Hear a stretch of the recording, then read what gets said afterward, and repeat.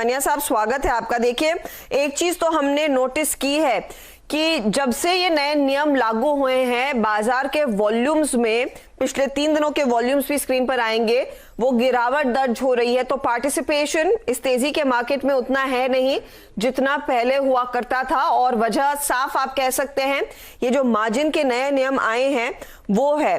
बताइए, आप जब अपने क्लाइंट से बात करते हैं, जब आप उनके ट्रेड्स एग्जीक्यूट कर रहे हैं, सबसे बड़ी परेशानी, सबसे बड़ी दिक्कत क्या हुई है? सबसे बड़ी दिक्कत तो मार्जिन में ये है कि जब क्लाइंट पहली बार खरीदने आता है और हमारा ऑपरेटर या हम उससे कहते हैं कि आपका 20-25% मार्जिन लगेगा, तो एकदम हैरान सा रह जाता है। बोले ये कब से चालू हो गया? ये एकदम उसके लिए असहज स्थिति होती है। दूसरा जो सबसे बड़ी परेशानी इस सिस्टम में जो खामी है, जो तुगलकी आदेश है कि कोई भी शेयर अगर वो क्लाइंट बेचता है तो उसके बदले में वो वाई शेयर नहीं खरीद पाता, हम उसको खरीदने नहीं देते। वो कहता है ये कैसे सिस्टम, मैंने अपना शेयर आपको बेचा है, आप उस पर भी मार्जिन मांग रहे हो। चलो, हमने उससे कहा कि हम आपका अर्ली पेमेंट कर देंगे, फिर हम उसको उसके बदले में उसको कोई क्रेडिट नहीं दे पा रहे, खरीद नहीं पा रहे। मैं समझता हूं सबसे बड़ी परेशानी वॉल्यूम का कम होना यही है कि कोई भी शेयर बेचा जा रहा है, उसके बदले में कोई दूसरा शेयर खरीदने नहीं दिया जा रहा। तो एक्सचेंज से और सेबी से निवेदन है, सीएनबीसी आवाज के माध्यम से, कि अपना ये तुगलकी आदेश खत्म करें। सबसे बड़ी बात तो ये है हर्षिता जी कि ये नियम किसको सेव करने के लिए बनाया गया है? निवेशक को सेव कर रहे हैं, एक्सचेंज को सेव कर रहे हैं, ब्रोकर को सेव कर रहे हैं। छोटे निवेशकों की कोई नहीं सुन रहा है, बेचारा छोटा निवेशक पिस रहा है, उसका माल बिक गया, उसके सामने अगर कोई अपॉर्चुनिटी आती है तो उसको कैश नहीं करा पाता। एक उदाहरण दे रहा हूं, मध्य प्रदेश, छत्तीसगढ़, उत्तर प्रदेश में हमारी ब्रांचेस है, वहां के इंटीरियर में बैंक कर्मी है या दूसरे ऑफिस में लोग हैं, अगर उनको कोई न्यूज आती है मीडिया पर या प्रिंट मीडिया, इलेक्ट्रॉनिक मीडिया पर कि इन चीज में नुकसान होने वाला है, तो वो शेयर बेचने की बोलता है तो हम उससे कहते हैं कि मार्जिन दो, या वो बोलता है कि हमें खरीदना है तो हम उससे कहते हैं 20% मार्जिन दो। तो इतनी जल्दी सिस्टम कैसे हो जाए? मैं सीएनबीसी आवाज के माध्यम से निवेशकों से की तरफ से ये पुरजोर अपील करता हूं, इंडिया के नंबर 1 ब्रोकर जिरोधा के साथ जुड़िए, जहां पर आपका ब्रोकरेज कुछ भी नहीं लगेगा।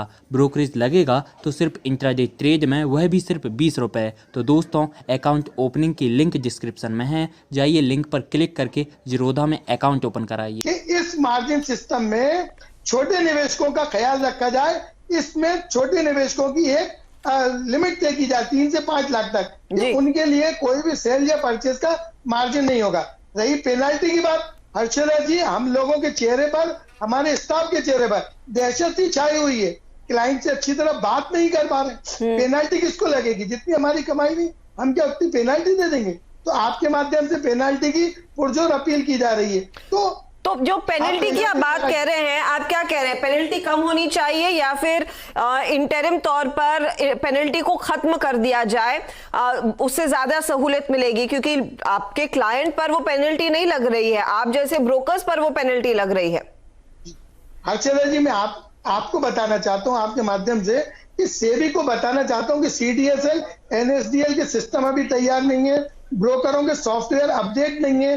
कोरोना के कारण बंबई में एक्सचेंज में लोग बैठ नहीं रहे, वो अपने घरों से काम कर रहे हैं, तो वो हमारी जो जरूरत की चीजें हैं वो पूरी अपडेट नहीं कर पा रहे हैं। तो पेनाल्टी को इन्हें अभी अगले 1 महीने तक वेव ऑफ करना चाहिए। उसके बाद सिस्टम जब सुधर जाए तो पेनाल्टी 1 रुपए से शुरू करनी चाहिए। हमें मालूम तो कि हमने गलती कहाँ करी, हमने एक गलती करी, उसमें हमारी दलाली 15 रुपए मिल रही है और हम 500 रुपए, 1000 रुपए पेनाल्टी पे कर रहे हैं, तो हम क्या करेंगे? सरकार को यह भी चाहिए कि छोटे निवेशकों का काम खत्म नहीं करना है। शेयर बाजार में जो बेसिक निवेशक है वो छोटा और रिटेल निवेशक है। जी हाँ। तो मैं ये कहना चाहता हूँ कि रिटेल निवेशकों का खासतौर से ख्याल रखा जाए।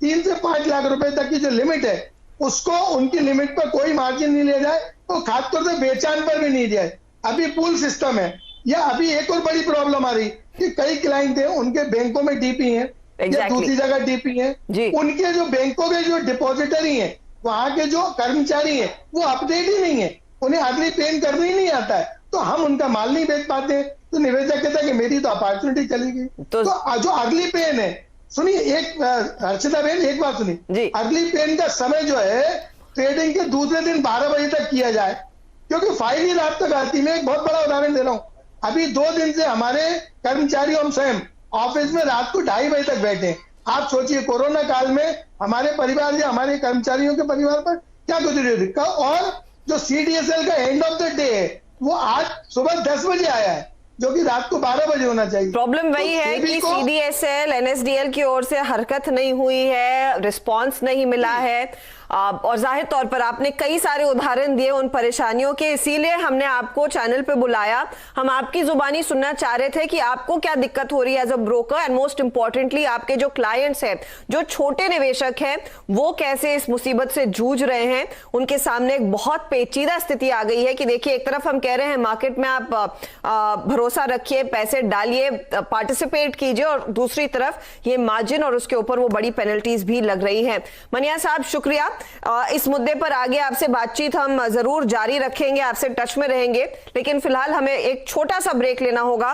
मार्केट पर वापस लौटेंगे, लेकिन एक बार फिर CNBC आवाज सभी छोटे निवेशक और सभी छोटे ब्रोकर्स की हक की बात कह रहा है कि मार्जिन की मनमानी को तुरंत रोको। इंडिया के नंबर 1 ब्रोकर जिरोधा के साथ जुड़िए, जहां पर आपका ब्रोकरेज कुछ भी नहीं लगेगा। ब्रोकरेज लगेगा तो सिर्फ इंट्राडे ट्रेड में, वह भी सिर्फ 20 रुपए। तो दोस्तों, अकाउंट ओपनिंग की लिंक डिस्क्रिप्शन में है, जाइए लिंक पर क्लिक करके जिरोधा में अकाउंट ओपन कराइए।